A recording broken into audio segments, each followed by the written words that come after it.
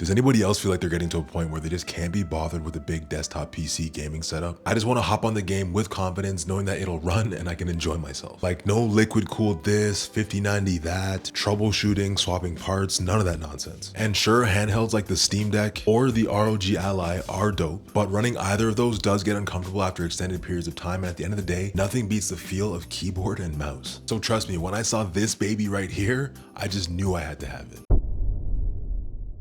So you might remember from one of my last vlogs, this corner was full of tech that I haven't opened or had a chance to review yet. So you're probably thinking it looks super organized and clean.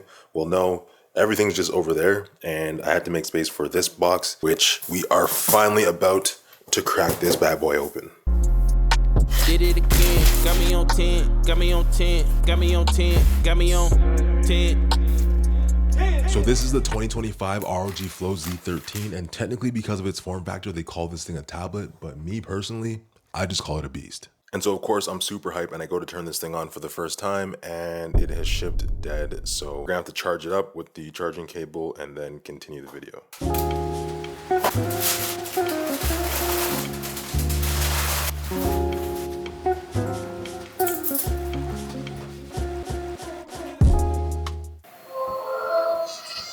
A few moments later. So it's funny, I finally got the Flow set up. I'm excited to start gaming, and then I realized I don't have an adequate mouse to actually use with it. So I had to jump on Amazon and cop one. To stay on brand, we actually ended up copying an ROG mouse. So this is the ROG Keras wireless aim point. I don't know if it's good, it just had mad ratings on Amazon, so that's what we went with. Life has been extremely hectic lately, and I feel like I'm just always on the go. Gaming's been a huge part of my life for as long as I can remember, so it's dope having something that can fit in all my bags and works as an all-in-one entertainment device. I can run AAA titles easily, catch up on work, script videos, write emails, or toss it on a table and catch up on my shows. So the ROG Flow Z13 has pretty much done it all over the last couple of weeks, but let's rewind a little bit and talk about the nitty gritty. So the model that I'm using is rocking an AMD Ryzen AI Max 395 with integrated graphics. And before you hate on integrated GPUs, just hear me out. Because this is rated as a Copilot Plus PC, it's also got the AMD XDNA NPU. Now in terms of memory, we've got 32 gigs of unified DDR5X, and for internal storage, we've got a 1 terabyte SSD. Now don't get me wrong, the internals are great, but it's the exterior of this thing that turns heads. So the tablet portion has a CNC milled metal chassis, but it's still incredibly thin and light, coming in at just 1.2 kilograms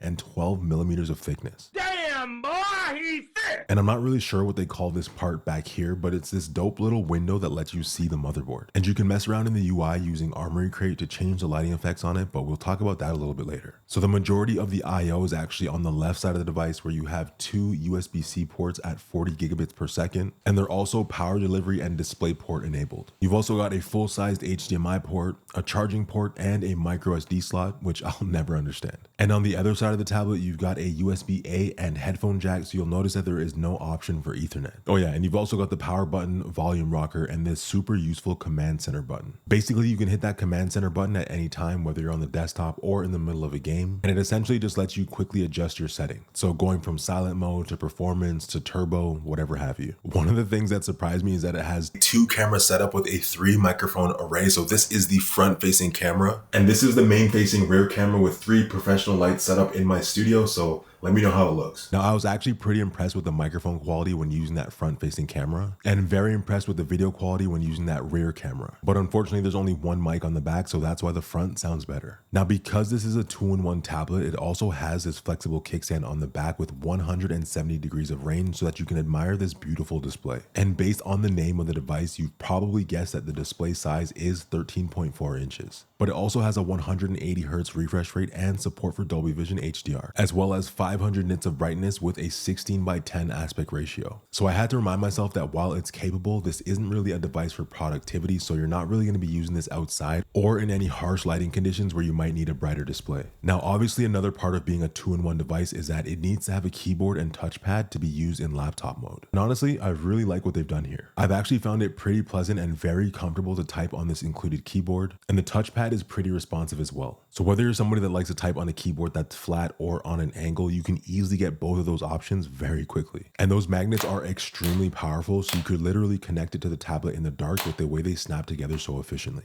So now that all that stuff is out of the way, let's talk about actually using this thing because it's definitely been an experience. So what really stands out to me is the overall mobility and comfortability of the device. It's wild to think that you can get this full PC gaming experience essentially anywhere. And sure, gaming laptops already exist and are for the most part just as mobile, but I've always found those to be clunky and heavy. Now, as mobile as this thing is though, you're definitely going to want to carry your power cable everywhere that you go. So the Flow has a 70 watt hour battery and they say it'll get you up to 10 hours of battery life depending on what you're doing. Big emphasis on that word, depending. Well, obviously it goes without saying that you're going to get the best performance out of this guy when it's plugged in, but I wanted to see, just as like a real world type of test, how many games can we get in if we are playing just on battery power. So I got through about 4 games of COD on Team Deathmatch.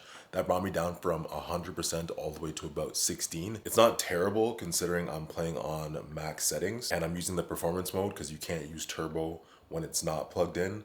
So I did expect it to be a little bit better, but at the end of the day, that's not terrible. Now, every game doesn't drain the battery as quickly as Call of Duty does. It depends on a lot of different factors. What game are you playing? How intensive is it? What are your settings like? So obviously the results will vary, but you can easily kill this battery in an hour. Now, I can't see this being a problem for most people because when you think of any Windows laptop, the majority of us already know that they need to be plugged in for maximum performance. So as you can imagine, a gaming laptop or tablet would be the exact same situation. Like, yeah, for somebody like me who's tired of having a big desktop PC, you grab one of these and this kind of replaces your whole desktop option. After a while, the screens on those handheld devices can feel extremely small. So by having a full-size HDMI slot, there's nothing to stop you from plugging this bad boy in and enjoying yourself on the big screen. If your goal is to recreate that PC gaming vibe, it's extremely easy to do with the Flow. And we kind of touched on it before, but bringing 2 points together, when looking at this tablet versus your traditional gaming laptop, you're not going to want to carry around this big clunky gaming laptop everywhere when it comes to like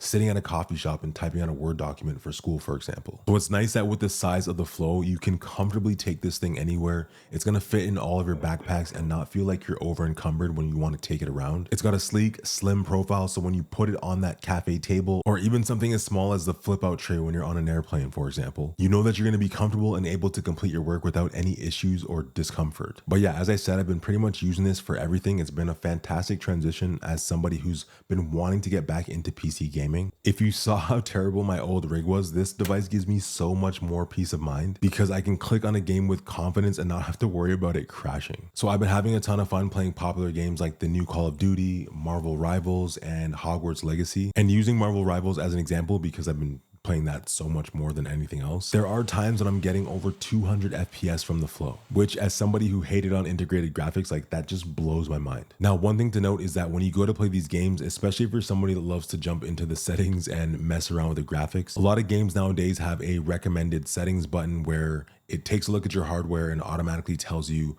what you should set everything to. And so for all of the games that I mentioned, when I use that recommendation feature, it says that I should be running all those games on low, but by no means has it been a necessity. Like I'm pretty sure I've been running Rivals on Ultra, and for Call of Duty, it's been damn near the same thing. I can genuinely say that since picking up the Flow, I feel like I've regained my love of gaming, specifically PC gaming, because it's something that I've been out of the loop for so long. But that doesn't mean this device doesn't have any concerns. I think the majority of my concerns for this device just stem from the fact that it has this very unique silhouette to it. For example, I'm curious to know what the procedure would be if somebody accidentally broke that rear kickstand. Obviously, it plays an integral part of using this device, whether you're in laptop mode or in tablet mode.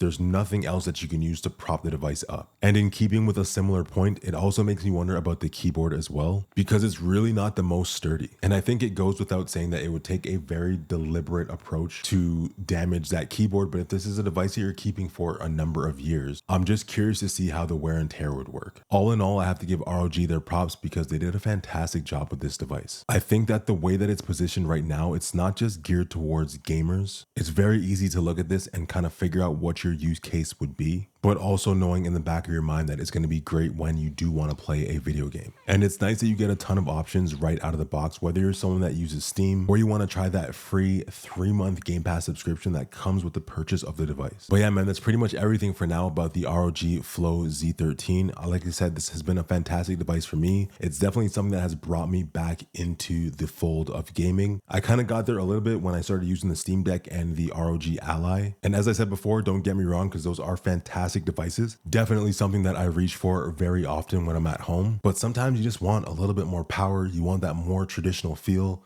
you want a larger screen, for example, and the Flow Z13 just delivers that. So yeah, I'll definitely be making a follow-up video once I get a couple more weeks under my belt with this device, but there's no denying that it's been a pretty epic start. Like, the thing is just beastly. But yeah, as always, if you've got any questions, concerns, comments, whatever have you, leave them down below and I'll be sure to get back to you.